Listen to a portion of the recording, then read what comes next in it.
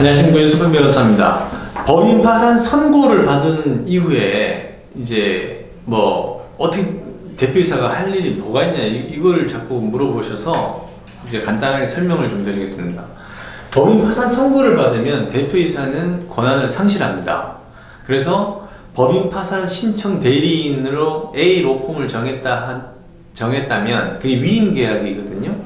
근데 민법상 위임 계약은 위임인이 파산하면 또는 수임인이 파산하게 되면 그 계약 자체가 무효가 돼요. 그래서 그 대표이사가 그 법인 파산을 신청한 회사가 그 위임한 로펌과의 위임 계약이 사실상 이제 없는 거거든요. 무효가 되는 거거든요.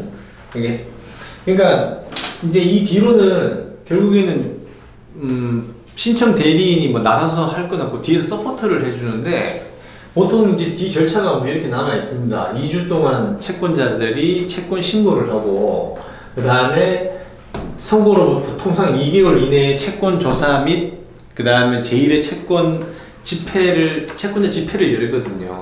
그래서 채권자 집회를 대표이사가 서울해상법원은 출석을 하도록 하고 있고 다른 법원은 뭐 가급적 출석하고 그렇지 않으면 출석 안 해도 되는데 이제 파산 선고를 받게 되면 누가 등장하냐면 여러 번 설명 들으셨겠지만 파산 관제인이 이제 등장하거든요. 그러면 이 뒤에 뭘 해야 되냐면 채권신고 우리가 하는 법인 파산 신청한 채무자가 하는 거 아니잖아요. 집회 열고 이런 거 대표이사가 하는 거 아닙니다. 근데 파산 관제인에 대해서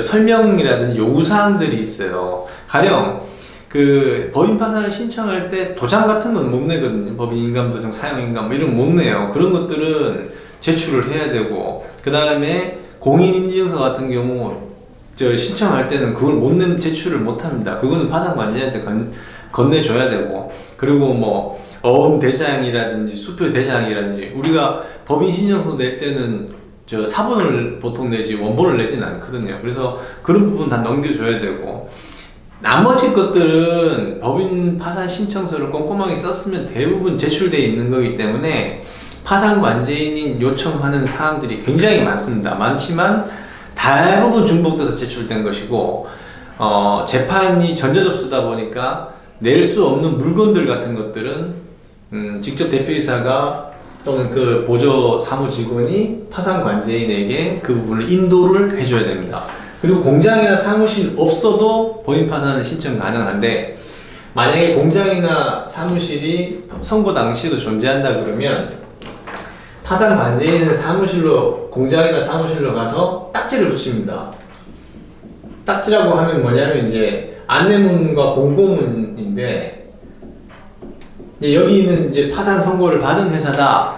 그러니까 여기에 무단 출입해서는 안 되고 여기 안에 있는 시설물을 무단 반출해서도 안 된다. 이렇게 해서 안내문과 파산 선고를 받은 그 내용들을 공고를 합니다. 점유 착수라고 하는데 그런 거 할 때 이제 뭐 협조적으로 해주면 되는 것이고 뒤에 이제 그 대부분의 경우에는 법인 파산 신청서를 정말 꼼꼼하게 쓰는 변호사 같으면 뒤에 크게 이제 문제점이 없어요. 왜냐면 사전에 신청서 쓸 때 문제가 될 만한 것들은 다 소명 자료를 붙여서 제출하기 때문에 대표이사가 크게 신경 쓸 필요가 없지만 이제 법인 파산 이제 시작하는 변호사나 그런 공부해서 하는 변호사나 이런 데 가면 문제를 발견할 수가 없겠죠. 경험이 뭐든지 경험으로 쌓이는 거니까.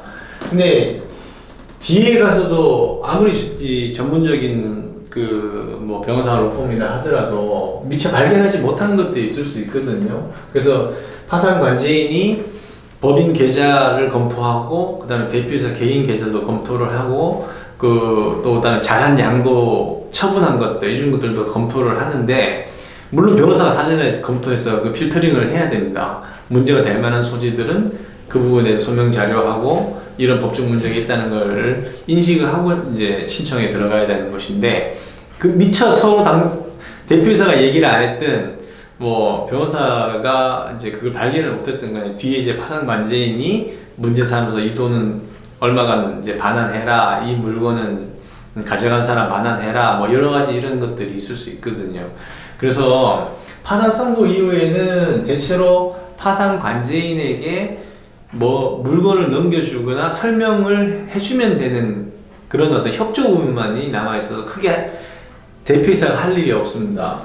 그렇지만 그 이제 상호 간에 의뢰인하고 변호사나 로펌 간에 서로 얘기를 안 했거나 대화가 커뮤니케이션이 잘못돼가지고 그 미처 발견하지 못했더니 뒤에 발견되면 그때는 이제 소명을 하고 또 아니면은 실제로 어떤 자금이나 물건을 반환해야 될 일이 있다면 그런 것들은 이제 어느 정도 좀 조정 가능할 수 있거든요. 그래서 그런 부분들은 뒤에 문제가 발견됐다면 이제 반드시 그 변호사 자문을 받아가지고 관제인과 법원과의 삼각관계에서 서로 간에 이제 합의점을 찾고 그런 것들이 조금 남아있긴 한데 그거는 좀 뭐 대부분은 그런 문제가 잘 안 생기지만 저 같은 경우는 사전에 다 걸러내기 때문에 근데 그래도 생기는 경우가 있습니다. 그럴 때는 항상 이게 완전히 엄격한 재판이라기보다는 조절 절차니까 집단적인 이해관계를 조절하는 절차니까 그 너무 뒤에 문제가 발각됐다 하더라도 발생했다 하더라도 너무 이제 뭐 겁먹거나 이러실 필요 없고 그 문제에 대해서 신청 대리인 선임한 변호사하고 잘 얘기를 하셔서 해결해 나가실 수 있습니다.